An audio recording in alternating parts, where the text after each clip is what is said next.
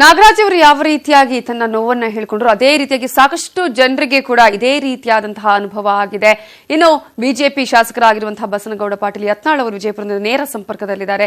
Sir, ಈಗಾಗಲೇ ಯಾವ ರೀತಿಯಾಗಿ ಲಕ್ಷಾಂತರ ಜನರಿಗೆ ದಾರಿದೀಪವಾಗಿ ಬೆಳಕನ್ನ ತೋರಿದಂತಹವರು, ಕಾಯಕ ಯೋಗಿ, ತ್ರಿವಿಧ ದಾಸೋಹಿ, ನಡೆದಾಡುವ ದೇವರು, ಅದೇ ರೀತಿಯಾಗಿ ರಾಜಕಾರಣಿಗಳಿಗೂ ಕೂಡ ಅದೇ ರೀತಿಯಾಗಿ ಇದ್ರು ಅಂತ, ಯಾವುದಾದ್ರೂ ತಪ್ಪು ಮಾಡುವ ಸಂದರ್ಭದಲ್ಲಿ ಅವರಿಗೆ ಬುದ್ಧಿ ಹೇಳುವಂತದ್ದು ಅಥವಾ ಏನಾದ್ರೂ ನಿರ್ಧಾರವನ್ನ ತೆಗೆದುಕೊಳ್ಳುವಂತ ಸಂದರ್ಭದಲ್ಲಿ ಕೂಡ ಎಷ್ಟೋ ರಾಜಕಾರಣಿಗಳು ಮಠಕ್ಕೆ ಹೋಗಿ ಆಶೀರ್ವಾದವನ್ನ ಪಡ್ಕೊಂಡದನ್ನ ಕೂಡ ನಾವು ನೋಡಿದ್ದೇವೆ. ಈ ಸಂದರ್ಭದಲ್ಲಿ ನೀವು ಏನ್ ನೆನಪಿಸ್ಕೊಳ್ಳೋದಕ್ಕೆ ಬಯಸ್ತೀರಾ?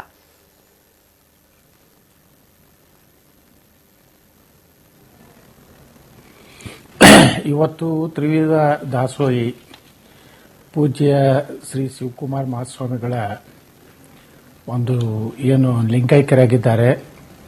ನಿಜಕ್ಕೂ ಭಾರತ ಒಬ್ಬ ಶ್ರೇಷ್ಠ ಸಂತನನ್ನ ಇವತ್ತು ಕಳ್ಕೊಂಡಿದೆ.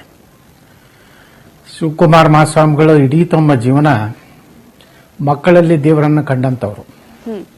ಕೊನೆಯ ಕ್ಷಣದವರೆಗೂ ಸಹ ತಮ್ಮ ನಿಧನದ ಸುದ್ದಿಯೂ ಸಹ ಮಕ್ಕಳಿಗೆ ಅನ್ನ ಹಾಕಿ ಅಲ್ಲಿಂದ ನನ್ನ ಮರಣದ ಸುದ್ದಿಯನ್ನ ಬಿಡಬೇಕು ಅನ್ನುವಂಥ ಅಭೂತಪೂರ್ವವಾದಂತಹ ಸಂದೇಶದ ಜೊತೆಗೆ ಅವರೊಬ್ರು ನಡೆದಾಡೋ ದೇವರು ಅನ್ನೋದಕ್ಕೆ ಅವರು ಸಾಕ್ಷಿಯಾಗಿದ್ದಾರೆ.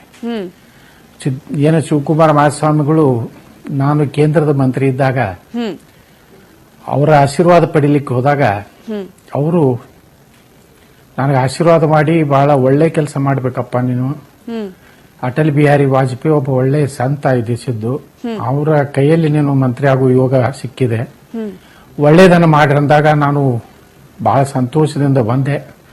ಮುಂದೆ ನಾನು ರೈಲ್ವೆ ರಾಜ್ಯ ಮಂತ್ರಿ ಆದಾಗ ಇವತ್ತೇನು ಬೆಂಗಳೂರು ಹುಬ್ಬಳ್ಳಿ ಇಂಟರ್ಸಿಟಿಗೆ ಸಿದ್ಧಗಂಗಾ ಎಕ್ಸ್ಪ್ರೆಸ್ ಅನ್ನುವಂಥ ಹೆಸರನ್ನು ಇಡುವಂತ ಪ್ರಯತ್ನ ನಾನು ಕಾಲದಲ್ಲಿ ಮಾಡಿದ್ದೇನೆ.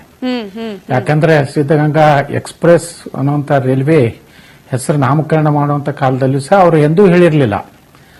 ಒಂದು ದೇವರು ಯಾವ ರೀತಿ ದೇವಸ್ಥಾನದಲ್ಲಿ ಇರ್ತಾರೆ ಆ ರೀತಿ ನಮ್ಮ ರಾಜಕಾರಣಿಗಳಿಗೆ ಶಿವಕುಮಾರ ಮಹಾಸ್ವಾಮಿಗಳು ಮಾರ್ಗದರ್ಶಕರು, ಪ್ರೀತಿಯಿಂದ ಹೇಳೋರು.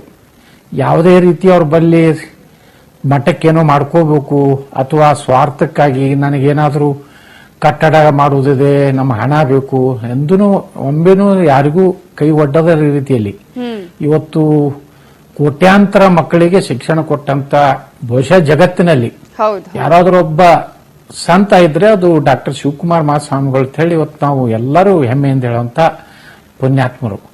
ಅಂತವರ ಒಂದು ಆದರ್ಶ ಇಡೀ ನಮ್ಮ ದೇಶದಲ್ಲೇನೆ ಎಲ್ಲ ಮಠಾಧೀಶರಿಗೆ ಇವತ್ತು ಆದರ್ಶರಾಗಿ ಅವರು ಇವತ್ತು ಕಾಣಿಸ್ತಾ ಇದ್ದಾರೆ. ಇಂಥ ಒಂದು ಅದ್ಭುತ ಶಕ್ತಿ ಕರ್ನಾಟಕದಿಂದ ನಮ್ಮೆಲ್ಲರಿಂದ ಮರೆಯಾಗ್ತಾ ಇರುವಂತ ನಿಜಕ್ಕೂ ನನಗೆ ಬಹಳಷ್ಟು ನೋವು ಇವತ್ತು ಆಯ್ತು. ಏನು ಬೆಳಿಗ್ಗೆಯಿಂದ ಒಂದು ಏನು ನಮ್ಮ ಮಾಧ್ಯಮಗಳಲ್ಲಿ ಬರುವಂತ ಸುದ್ದಿ ಕೇಳಿದಾಗ 111 ವರ್ಷಗಳ ಅವರ ಸುದೀರ್ಘವಾದಂತಹ ಜೀವನದಲ್ಲಿ ವಿಜಯಪುರಕ್ಕೂ ಸಹ ಅವರು ಬಂದಿದ್ರು. ಜನ್ಮ ಶತಾಬ್ದಿ ನಮ್ಮ ಬಂತಾಳ ಸಂಗನ ಬಸವ ಮಹಾಸ್ವಾಮಿಗಳ ಜನ್ಮ ಶತಾಬ್ದಿ ಬಂದಾಗ ಆ ಒಂದು ಮೂರ್ತಿ ಪ್ರತಿಷ್ಠಾಪನೆಯನ್ನ ಪೂಜ್ಯ ಶಿವಕುಮಾರ ಸ್ವಾಮಿಗಳಿಂದ ನಾವು ಮಾಡಿಸಿದ್ದೀವಿ. ಮೊನ್ನೆ ಸಹ ಬಿಜಾಪುರ ಜಿಲ್ಲೆಯಲ್ಲಿ ಒಂದು ಐತಿಹಾಸಿಕ ಕಾರ್ಯಕ್ರಮ ಆಯಿತು, ಭಾರತ ವಿಕಾಸ ಸಂಗಮ. ಆ ಸಂದರ್ಭದಲ್ಲಿಯೂ ನಾವು ಎಲ್ಲರೂ ನಮ್ಮ ಸದಸ್ಯರು ಹೋದಾಗ ಅತ್ಯಂತ ಪ್ರೀತಿಯಿಂದ ನಮ್ಮ ಜೊತೆ ಮಾತಾಡಿ ಸುಮಾರು ಅರ್ಧ ಗಂಟೆ ನಮ್ಮ ಜೊತೆಗೆ ಮಾತಾಡಿ, ಇಲ್ಲಪ್ಪ ನನ್ನ ಆರೋಗ್ಯ ಸರಿ ಇಲ್ಲ, ನಾ ಬರ್ತಿದ್ದೆ, ಆದ್ರೆ ನಮ್ಮ ಚಿಕ್ಕ ಸ್ವಾಮಿಗಳನ್ನ ಕಳಿಸ್ತೀನಿ ಅನ್ನುವಂತ ಒಂದು ಆಶೀರ್ವಾದವನ್ನು ಮಾಡಿದ್ರು. ದುರ್ದೈವ ಇವತ್ತು ಅವ್ರನ್ನ ನಾವೆಲ್ಲ ಕಳ್ಕೊಂಡಿದ್ದೀವಿ. ಅದಕ್ಕೆ ನನಗಿಷ್ಟೇ ನಾನು ಪ್ರಧಾನಮಂತ್ರಿಗಳಿಗೆ ಆಗ್ರಹ ಮಾಡ್ತೇನೆ, ಜೀವಿತಾವಧಿಯಲ್ಲಿ ನೀವು ಘೋಷಣೆ ಮಾಡಲಿಲ್ಲ, ಕೇವಲ ಎಲ್ಲರೂ ಅದರ ಮೇಲೆನೆ ರಾಜಕಾರಣ ಮಾಡ್ಕೊಂಡು ಹೋಗ್ತಾ ಇದ್ದಾರೆ. ನೀವು ನಾಳೆ ನೀವು ಏನು ದೆಹಲಿಯಿಂದ ಬರುವಾಗ ಆ ಪ್ರಧಾನಮಂತ್ರಿಗಳಿಗೆ ನಾನು ವಿಶೇಷ ಆಗ್ರಹ ಮಾಡ್ತೇನೆ, ಭಾರತ ರತ್ನ ಮರಣೋತ್ತರ ನಂತರ ಸಹ ಕೊಡೋದ್ರ ಮೂಲಕ ನಿಜಕ್ಕೂ ನಮ್ಮ ಈ ಒಂದು ಶಿವಕುಮಾರ ಮಹಾಸ್ವಾಮಿಗಳಿಗೆ ಶ್ರದ್ಧಾಂಜಲಿ ಸಲ್ಲಿಸದಂಗ ಆಗ್ತದೆ. ಯಾರ್ಯಾರಿಗೋ ಕೊಟ್ಟಿದ್ದಾರೆ ಭಾರತ ರತ್ನ, ಇಂಥ ಪುಣ್ಯಾತ್ಮರಿಗೆ ಕೊಡಬೇಕಾದ್ರೆ ಮೀನ ಮೀಸೆ ಎಣಿಸೋದ್ರಲ್ಲಿ ಏನು ಅರ್ಥ ಇಲ್ಲ. ಬರೇ ಕೇವಲ ಆಗ್ರಹ ಮಾಡುವಂತದ್ದನ್ನೇ ಆಗ್ಬಾರ್ದು. ಮಾಡಿದ್ವಿ ಆಗ್ರಹ ಅಂದ್ರೆ ಕೇಳಬೇಕಾಗ್ತದೆ. ಪ್ರಧಾನಮಂತ್ರಿಗಳು ಎಲ್ಲ ಜನರ ಭಾವನೆಯನ್ನು ಕೇಳಿ ಅವರು ನಿರ್ಣಯ ಮಾಡಲೇಬೇಕು.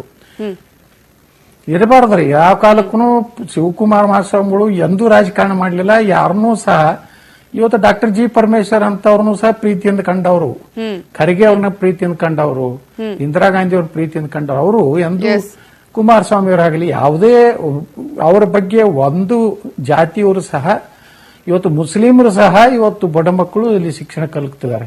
ನಿಜ ನಿಜ ಕಾಡು ಕುರುಬರು, ಪರಿಶಿಷ್ಟ ಪಂಗಡ, ಪರಿಶಿಷ್ಟ ಜಾತಿಯ ಸುಮಾರು 16,000 ಮಕ್ಕಳು ದಿವಸ ಅನ್ನ ಹಾಕುವಂತ ಕೆಲಸ ಮಾಡಿದ್ದಾರೆ.